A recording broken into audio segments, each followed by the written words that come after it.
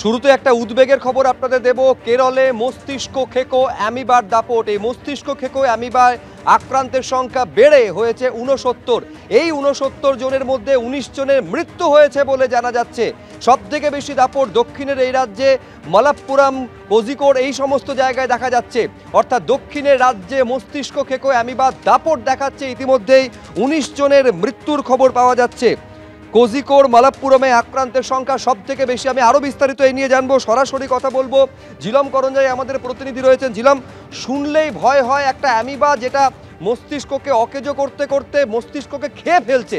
কি ধরনের এই অ্যামিবা, কিভাবে তার সংক্রমণ ছড়ায়, তার কারণ উদ্বেগটা এই কারণে কেরলে 19 জন মারা গেছেন অলরেডি। একদমই গত 1.5 মাসে কেরলে 59 জন, প্রথমে পরে 69 জন হয়, ধীরে ধীরে যে সংখ্যাটা 69 জন দাঁড়িয়েছে এবং 19 জনের মৃত্যু হয়েছে। এই 19 জনের যাদের মৃত্যু হয়েছে তাদের মধ্যে 3 মাসের বাচ্চাও আছে, ঠিক তেমনই 52 বছরের ব্যক্তিও আছে। ফলে উদ্বেগ সেখানে। তোমাকে জানিয়ে রাখবো যে এককোষী অ্যামিবা, যেটাকে ব্রেন ইটিং অ্যামিবা বলা হচ্ছে, সেটা চিকিৎসকরা যেটা জানাচ্ছেন যে পরিষ্কার জলে নাকের মাধ্যম দিয়ে, নাকের ভেতর দিয়ে এটা মস্তিষ্কে যায়, মস্তিষ্কে গিয়ে সেখানে সংক্রমণ ছড়ায়। সংক্রমণ ছড়িয়ে সেখানে মেনিনজাইটিস অর্থাৎ ফিভার হয় এবং সেই ফিভারে ব্রেনকে অকেজো করে দেয়। এটাকে একদম চিকিৎসকদের পরিভাষায় বলা হয় যে এই মেনিঙ্গোএনসেফ্যালাইটিস। এই মেনিঙ্গোএনসেফ্যালাইটিসটাকে নিয়ন্ত্রণ করার জন্য এই মুহূর্তে কেরল সরকার তারা একটি বিশেষ ধরনের অ্যান্টিবায়োটিক ব্যবহার করছেন বিদেশ থেকে এনে।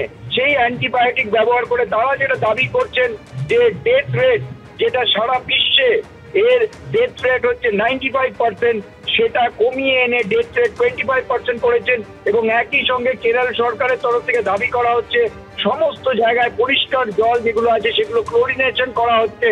এবং চিকিৎসকরা যেটা জানাচ্ছেন যে ফ্রেশ ওয়াটার, ক্লিয়ার ওয়াটার থেকেই এই অ্যামিবা, কোষী অ্যামিবার যে স্পেসিফিক অ্যামিবা আছে সেই অ্যামিবার সংক্রমণ ছড়ায়। এবং এই অ্যামিবাকে চিকিৎসকরা নাম দিয়েছেন নেগলেরিয়া ফলেরি। এই বিশেষ অ্যামিবার দিয়ে সংক্রমণটা যে মস্তিষ্কে দিয়ে নাকের মাধ্যম দিয়ে যায়, সেটা জলে সাঁতার কাটলে অনেক সময় ছড়ায় এবং জলে খেলা করলে বা সেই জলের মধ্যে বসে থাকলে। যদিও কেরল সরকার এখনো স্বীকার করছেন না যে সুইমিং পুল বা অন্যান্য জায়গা থেকে এটা ছড়িয়েছে, তারা বলছেন তদন্ত করা হচ্ছে।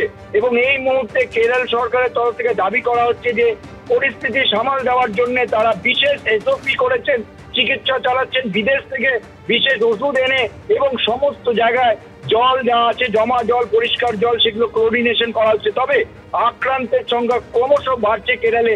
এবং কেন শুধুমাত্র কেরলে এই আক্রান্তের সংখ্যা বাড়ছে তা নিয়ে অবশ্যই উদ্বিগ্ন স্বাস্থ্য বিশেষজ্ঞ এবং পাবলিক হেলথ বিশেষজ্ঞরা। ঝিলম, ধন্যবাদ। Amoebic meningoencephalitis, the mortality is very high. For Naegleria, it is 98-99%. And for Acanthamoeba, definitely it is above 60%, about 70%. So the viral test is, once the test is found positive, they will go for, and as per the symptoms, no? So if they find amoeba, they will start the treatment for amoebic meningoencephalitis. Why such cases are getting reported? Because we are identifying the cases, and the good thing is that early detection leads us to, saving lives. Even now we have patients from other states, so from there they came to Kerala. Here only they diagnose the disease and they are taking the treatment. So which means that this is everywhere, and Kerala is detecting the cases and we are giving treatment. কেরলে যেমন একদিকে এই রোগে একটা উদ্বেগের জায়গা তৈরি হয়েছে, ইতিমধ্যে অ্যামিবা আক্রান্তের সংখ্যা 69 জন আর তার মধ্যে 19 জনের মৃত্যু হয়েছে। অন্যদিকে গত বছর ও চলতি বছরে এ রাজ্যেও অ্যামিবা আক্রান্তের হদিশ পাওয়া গেছে। এ রাজ্যেও প্রায় 20 জন অ্যামিবা আক্রান্তের হদিশ মেলে। 20 জন আক্রান্তের মধ্যে 14 জন ভর্তি ছিলেন মল্লিক বাজার আইএনকেতে ভর্তি থাকা 14 জনের মধ্যে 9 জনের মৃত্যু হয়। গত বছর এসএসকেএমেও ভর্তি ছিলেন এক অ্যামিবা আক্রান্ত রোগী। পরিষ্কার জল থেকে নাকের মাধ্যমে মস্তিষ্কে চলে যায় অ্যামিবা সংক্রমণে ব্রেন ফিভারে আক্রান্ত হন রোগী। ব্রেন প্রায় অকেজো করে দেয় অ্যামিবা।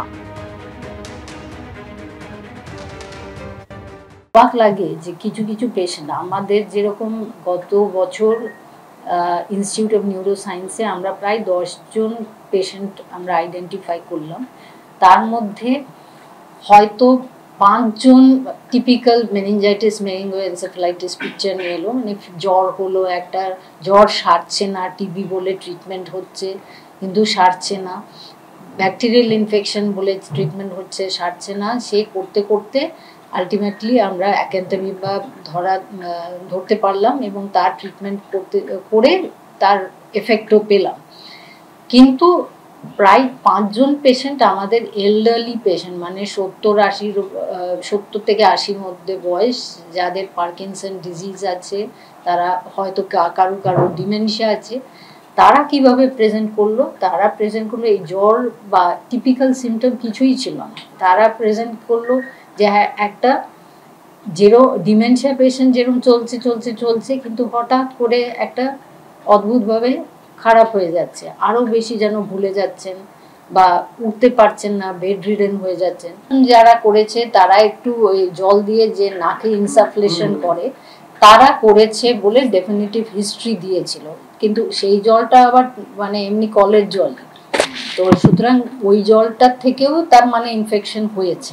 বিভাস অধিকারী নকল থানাকাণ্ডে তদন্তে নয়ডার পুলিশ তারা কলকাতার পর এবারে নলহাটির উদ্দেশ্যে রওনা হলেন এবং যে বিষয় উঠে আসছে যে এই যে নকল থানার কারবারের অনেক আগে থেকেই সে কিন্তু এই যে প্রতারণার কারবার সেটা চালাতেন এবং সেক্ষেত্রে 2023 সাল নাগাদ বেশ কিছু নোটিশ উঠে এসেছে, যেখান থেকে দেখতে পাওয়া যাচ্ছে গড়িয়াহাট রোড যে জায়গায় আমরা দাঁড়িয়ে রয়েছি এখানেও কিন্তু বিভাস অধিকারী অ্যান্ড কোম্পানি তারা কিন্তু এখানে অফিস চালাতেন এবং মূলত যে অফিসের নাম দেওয়া হতো national bureau of social investigation and social justice, এই নাম দিয়ে গড়িয়াহাট রোডে তাদের সিটি অফিস খুলেছিল এবং সেখান থেকে বর্তমান তাদের এই অফিস এখানে না থাকলেও এমনকি জানা যাচ্ছে যেটা এই রকম যে নামে একাধিক যে লেটার প্যাড তারা তৈরি করেছিল এবং সেইটা করে কার্যত একটা সমান্তরাল প্রশাসন চালাতো বিভাস অধিকারী অ্যান্ড কোম্পানি এবং অনেকের কাছে এই রকম নোটিশ গেছে বলে নয়ডা পুলিশ দেখতে পেয়েছে, যে নোটিশে লেখা রয়েছে এই national bureau of social investigation and social justice এবং সেখানে অনেককেই কিন্তু নোটিশে উল্লেখ করে যে ঠিক যেমন পুলিশ প্রশাসন ইডি সিবিআই যে নোটিশ দেয় সাধারণ মানুষের কাছে কোনো অপরাধের ঘটনা ঘটলে ঠিক ওই রকম নোটিশ উল্লেখ করে বলা হচ্ছে তাদের কাছে অভিযোগ জমা পড়েছে এবং সেই অভিযোগের পরিপ্রেক্ষিতে তারা তদন্ত শুরু করেছে এবং তাদেরকে হাজিরা দেওয়ার নির্দেশ পর্যন্ত দেওয়া হতো। এমনকি যদি কোনো রকমভাবে সেই নোটিশের সময় উল্লেখ করা থাকতো, দিন উল্লেখ করা থাকতো, সেই হাজিরার দিন যদি এড়িয়ে যান তাহলে কিন্তু তার বিরুদ্ধে আইনানুগ ব্যবস্থা নেওয়া হবে এমন হুঁশিয়ারিও কার্যত থাকতো সেই নোটিশের মধ্যে। গোটা বিষয় জানার পরবর্তীকালে একদিকে বেলেঘাটা ফ্ল্যাটে তল্লাশি করেছে যেমন নয়ডার পুলিশ এবং তারা সেখান থেকে বহু গুরুত্বপূর্ণ নথিপত্র উদ্ধার করেছে, পাশাপাশি এই যে নোটিশ যাদেরকে দেওয়া হতো একাধিককে যাদের বীরভূমের বিভিন্ন জায়গায় সেটা জানার জন্য কিন্তু নলহাটিতে গিয়ে গোটা বিষয় খতিয়ে দেখছেন নয়ডার পুলিশ আধিকারিকরা।